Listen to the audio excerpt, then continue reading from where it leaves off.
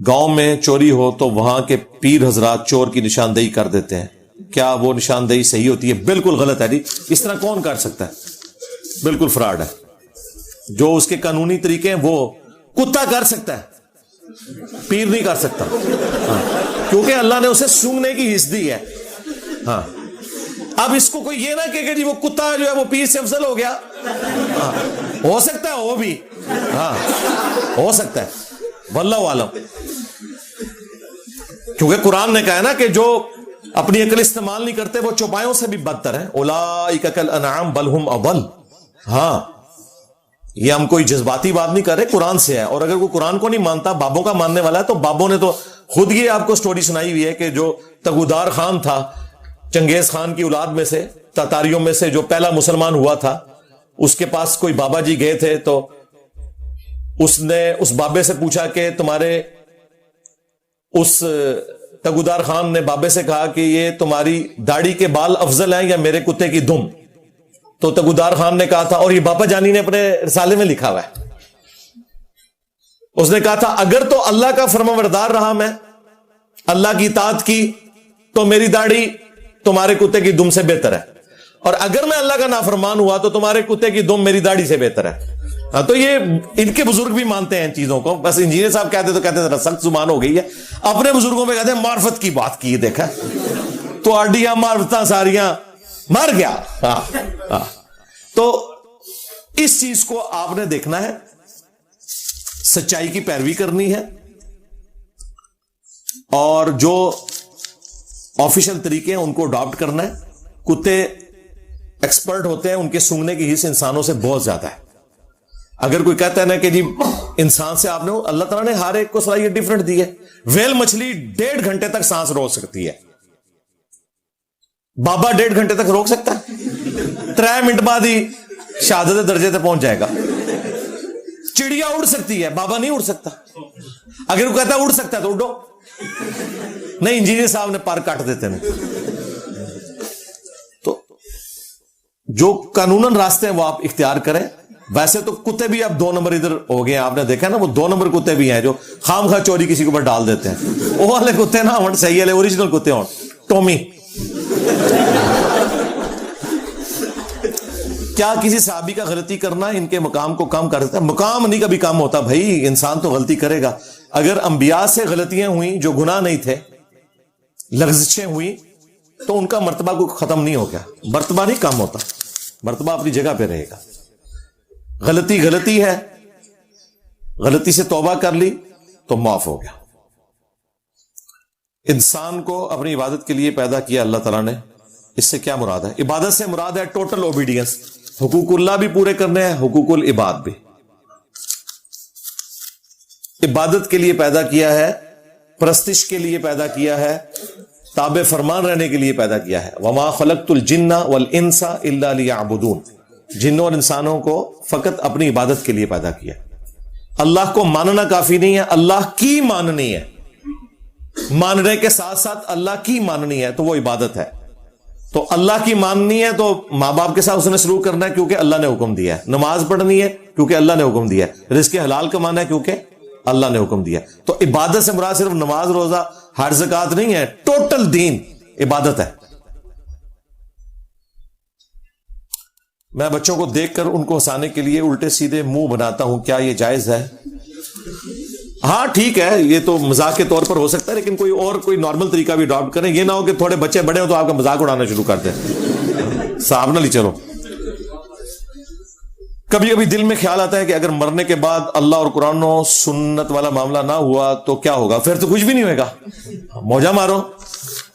وہ غامدی صاحب سے بھی اگلے دن پوچھا نا کہ جی اگر آگے جا کے پتہ چلا، انہوں نے کہا آگے جا کے جو پتہ چلے گا وہ یہی پتہ چلے گا، ورنہ تو پتہ ہی نہیں نہ چلے گا۔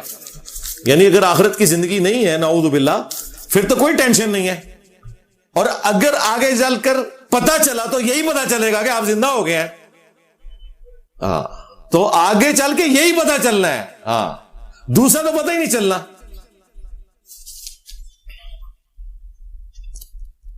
اگر مسجد کا امام بغیر رفع الیدین کی نماز پڑھاتا تو ہم بھی اس کے پیچھے رفع الیدین کے بغیر نماز پڑھیں؟ نہیں جی نہیں، آپ نے سنت کے مطابق پڑھنی ہے، اس کی غلطی کا وبال اس کے اوپر ہوگا، اور خود یہ جو بھولے بن کے آپ کو یہ مشورے دیتے ہیں، خود یہ امام کعبہ کے پیچھے نماز ہی نہیں پڑھتے، اور جو پڑھتے ہیں وہ بھی رفع الیدین شروع نہیں کرتے. اس وقت انہیں نہیں خیال آتا کہ امام کعبہ رفع الیدین کر رہا ہے تو ہم شروع کر دیں. لو سامو، ان کی حج عمرے کی ٹریننگ میں یہ چیزیں نہیں ہونی چاہیے. یہ جو آپ کو طارق جمیل صاحب بڑی معصومانہ سی شکل بنا کے بتاتے ہیں کہ سارے میرے نبی کے طریقے ہیں، تو کبھی پبلک کے سامنے رفع الیدین کر کے بھی بتاؤ نا، تو ہم مانیں گے کہ واقعی نبی کے طریقے ہیں. میں نے اگر کلیم کیا نا کہ ہاتھ چھوڑ کے نماز پڑھنا سنت ہے، تو میں ہاتھ چھوڑ کے بھی نماز پڑھتا ہوں. 3 نمازیں میری روزانہ کی ہاتھ چھوڑ کے ہوتی ہیں، 2 میں ہاتھ باندھ کے پڑھتا ہوں. تو میں عمل کر رہا ہوں نا، آپ لوگ بھی کرو نا. الٹا کوئی رفع الیدین شروع کر دے تو اس کو سمجھانے کے لیے نکل پڑتے ہیں یہ لوگ. تو یہ ساری کہانی ہے. آپ کو یہ مشورہ دیتے ہیں کہ امام رفع الیدین نہیں کر رہا تو امام کی پیروی کا حکم ہے. تو تم لوگ بھی حج اور عمرے کی ٹریننگ میں بتایا کرو کہ چونکہ امام کعبہ رفع الیدین کرتا ہے، حنفیوں نے وہاں رفع الیدین جا کے شروع کرنا ہے. بتاتے ہیں یہ کتنے مکار ہیں. ایک بیوہ عورت جب دوسری شادی کرتی ہے تو اپنے دوسرے خاوند کے بیٹوں کے لیے محرم ہوگی. جی محرم ہی ہوگی. اور اپنی بیٹی جو پہلے خاوند سے ہے اسے دوسرے خاوند کا نام دے سکتی ہے؟ نہیں دے سکتی. کیوں دے گی؟ اس کا والد تو وہ ہے. جنت حرام ہو جائے گی. یہ کام کیا. بخاری مسلم میں حدیث ہے، جس نے اپنے باپ کا نام بدلا اس پہ جنت حرام ہے. باقی آپ کے جو پہلے خاوند سے اولاد ہے وہ آپ کے موجودہ خاوند کے لیے محرم ہی ہوگی. وہ اس کی بیٹیوں کے مانند ہے. دوسرے خاوند سے اولاد ہے اس عورت کی محرم ہوگی جو شادی کر. جی ہوگی. جیسے شادی ہوئی ہے، چاہے عورت کے پہلے خاوند کی اولاد ہے یا اس خاوند کی پہلے کسی عورت سے اولاد ہے، تو اب یہ اس کی ماں بن گئی اور وہ ان کا باپ بن گیا. یہ تو سورہ النساء کی آیت نمبر 23-4 میں جو محرمات ابدیہ ذکر ہوئے ہیں ان میں یہ چیز ذکر ہوئی ہے. پچھلے دنوں جو ملک بینک کے اوپر میں نے ویڈیو ریکارڈ کروائی تھی، یہ سارے مسائل اس میں بتائے ہوئے ہیں. میں نے سنا ہے کہ جب بہن بھائی آپس میں بات کرتے ہیں تو وقت رک جاتا ہے، کیونکہ بہن بھائی جنت میں ایک دوسرے کو نہیں جانتے ہوں گے. یہ کیا؟ مجھے نہیں سمجھ آئی. دنیا میں وقت رک جاتا ہے؟ چیک کر لیں. ویسے مجھے تو لگتا ہے نہیں رکتا. کڑی سامنے رکھ کے چیک کر لینا. آنسو ناپاک ہیں، اگر آنسو نکل آئے تو وضو ٹوٹ جاتا ہے؟ نہیں جی، کوئی نہیں، کسی کے نزدیک بھی نہیں ہے. یہ جو باپا جانی کا کلپ کاٹا ہے نا، وہ آؤٹ آف کانٹیکسٹ ہے. انہوں نے عام آنسوؤں کی بات نہیں کی. وہ فقہ حنفی کا مسئلہ ہے کہ آشوب چشم کے آنسو ناپاک ہیں جو آنکھوں کی بیماری کی وجہ سے نکلتے ہیں. یہ بھی ان کی کہانی ہے، قرآن و حدیث سے اس کا کوئی تعلق نہیں ہے. لیکن باپا جانی کا قصور نہیں ہے، یہ بڑے لکھ کے گئے ہوئے ہیں. یہ فقہ حنفی کا مسئلہ ہے. جس طرح باپا جانی اگر اپنی تقریر میں کہتے ہیں قرآن کے بعد سب سے افضل بخاری شریف ہے، لیکن نماز بغیر رفع الیدین کے ہی پڑھ رہے ہیں بخاری شریف کے خلاف قادیانیوں والے طریقے پہ، تو اس میں باپا جانی کا قصور نہیں ہے. حنفی رفع الیدین نہیں کرتے. یہاں پہ بھی ان آنسوؤں کا ذکر ہے جو آشوب چشم یا آنکھ میں درد کی وجہ سے نکلتے ہیں، ان کی وہ بات کر رہے ہیں. بلکہ وہ تو انہوں نے اس میں سائنس ہی اپنی طرح سے داخل کر دی. انہوں نے کہا یہ کچا خون ہوتا ہے اور خون چکے ناپاک ہے. یار دیکھو، اللہ دے بندے ہو، یہ استنجے کا طریقہ بھی آپ کو روزے کی حالت میں جو بتاتے ہیں اسی قسم کی یہ بھی کہانی ہے ان کی. بیسک فزکس بھی نہیں ان کو آتی، اور باتیں ان کی سنیں کہ ہمارے بزرگ جو ہیں وہ سائنس ان کو آتی تھی، اور جناب انجینئر صاحب کو کیا پتا جو ہمارے بزرگوں کو پتا تھا. تو آڑے بزرگوں نے یہ پتا سی کہ استنجا کرتے ہوئے میدے میں پانی پہنچ جانے کا اندیشہ ہے. ان کو پتہ ہی نہیں کہ میدا کہاں پہ ہے.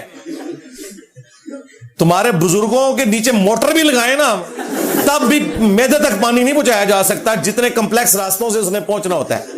اور انڈر گریوٹی چیزیں ہمیشہ نیچے آتی ہیں، اوپر نہیں چڑھتی. ہاں.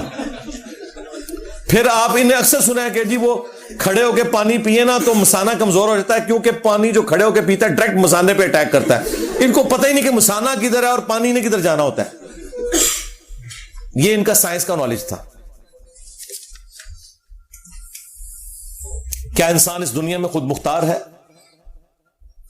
100% تو نہیں ہے. گیون سرکمسٹانسز تو اللہ نے دی ہیں. ماں باپ ہم نے نہیں چوز کیے اپنے. باقی جن چیزوں کے بارے میں ہمیں اللہ نے پوچھنا ہے نا، ان میں ہم خود مختار ہیں. ہم سے یہ پوچھا جائے گا کہ رزق حلال کمایا یا حرام، اس میں ہم خود مختار ہیں.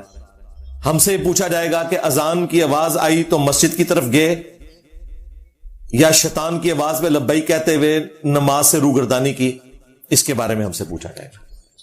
میری آنکھوں کا رنگ کیا ہے، اس کے بارے میں مجھ سے نہیں پوچھا جائے گا، کیونکہ میرا اختیار بھی نہیں ہے. لو سامو، مسئلہ تقدیر پہ میری ویڈیوز دیکھ لیں. میرے والدین نے مجھے آک نامہ لکھ کر اخبار میں نکلوا دیا ہے، میرے لیے کیا حکم ہے؟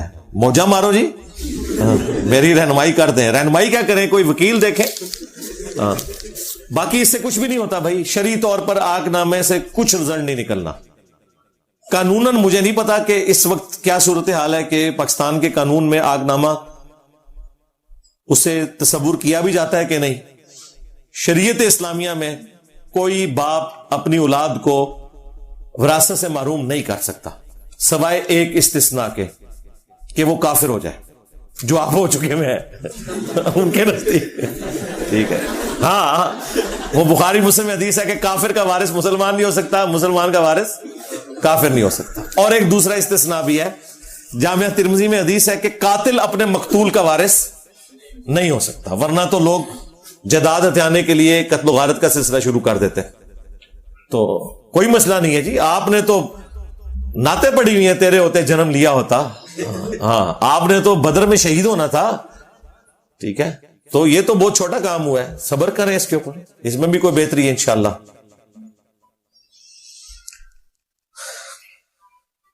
قرآن میں ہے کہ نیک لوگوں کی روحیں آسانی سے نکلتی ہیں، لیکن نبی علیہ السلام نہیں، قرآن میں تو کوئی نہیں لکھا ہوا کہ نیک لوگوں کی روحیں آسانی سے نکل جاتی ہیں. اس ٹاپک کو تو ڈسکس ہی نہیں کیا گیا. صرف یہ ہے کہ نیک لوگوں کو موت کے وقت بشارت دی جاتی ہے، فرشتے ان پہ آتے ہیں، وہ ساری چیزیں. آسانی یا غیر آسانی کا جو تعلق ہے وہ احادیث کے اندر ہے. باقی نبی علیہ السلام پہ جو موت کے وقت کیفیت طاری ہوئی ہے، جی سکتی ہیں، تو موت کی وہ والی سختی تو ہے نا، وہ تو اپنی جگہ ہے. اس وقت وہ تو بخاری میں حدیث ہے، عائشہ کہتی ہیں جب سے میں نے نبی علیہ السلام کو موت کی سختی میں دیکھا تو میں تعجب نہیں کرتی.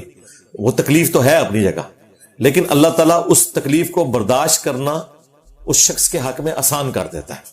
بس یہ ہوتا ہے. باقی تو حقیقت بات ہے کہ اگر اچانک چھوٹے سے دھماکے کی آواز آئے تو آپ نہ چاہتے ہوئے بھی ایک بار ہل جائیں گے، آنکھیں بند کر لیں گے. وہ دیکھا نہیں تھا دھرنے میں وہ ڈاکٹر طاہر القادری صاحب کا جب سپیکر پھٹا تھا، الا ان اولیاء اللہ لا خوف علیہم ولا هم یحزنون، ختم ہو گیا سی. وہ نیچرل پروسیس ہے، ٹھیک ہے، اس سے کوئی ولایت نہیں کسی کی ختم ہوتی، یہ نیچرل پروسیس ہے. باقی اسی طریقے سے سر درد ہونا، بیماری ہونا، یہ ساری نیچرل تکالیف ہیں، یہ آتی ہیں. ان تکالیف کو برداشت کرنا آسان ہو جاتا ہے. باقی جو اللہ کے نافرمان ہیں ان پہ تو تکلیف ہی بہت بڑے لیول کی آتی ہے، والعیاذ باللہ تعالی. ہاں، تو یہ جو مؤمن کے لیے موت کے اس سفر سے گزرنا اللہ تعالیٰ آسان کر دیتا ہے انشاءاللہ تعالی. آل عمران کیا ہے 7 متشابہات سے مراد کیا ہے؟ متشابہات کے اوپر میں نے تفصیلی ویڈیوز ریکارڈ ہے، میں نے قرآن کی تفسیر میں بھی اس کے اوپر ڈسکشن کی تھی. عربی میں کہتے ہیں ریزیمبلنس، یعنی کسی چیز کی مثال بیان کرنا. اب چونکہ آخرت کی زندگی کو دنیا میں تو دکھایا نہیں جا سکتا، اس کا ایک دھندلا سا تصور پیش کیا جا سکتا ہے. دنیا میں اللہ نے فروٹ رکھے ہیں یہ بتانے کے لیے کہ جنت میں بھی فروٹ ہوں گے، لیکن وہ فروٹ اور یہ فروٹ کوئی کمپیریزن نہیں. وہ نہ کسی آنکھ نے دیکھے، نہ کسی کان نے سنے، نہ کسی کے دل پہ ان کا کھٹکا گزرا، جو بخاری مسلم میں حدیث ہے. لیکن ایک دھندلا تصور تو ہو جاتا ہے نا جب آپ ذہن میں لاتے ہیں کہ شہد کی نہر ہوگی، شہد کا ٹیسٹ تھوڑا بہت آپ کو پتا ہے، اب وہ والا شہد کیا اور پھر نہر کی کیا کیفیت ہے، وہ صرف سمجھانے کے لیے. یہ ہے متشابہات، جو انسانوں کو سمجھانے کے لیے اللہ نے مثالیں بیان کی ہیں جن کی حقیقت ہمیں نہیں پتا. حوریں، وہ تارجمی صاحب جتنی بھی کوشش کر لیں وہ آپ کو نہیں سمجھا سکتے، وہ وہاں جا کے پتا چلے گا.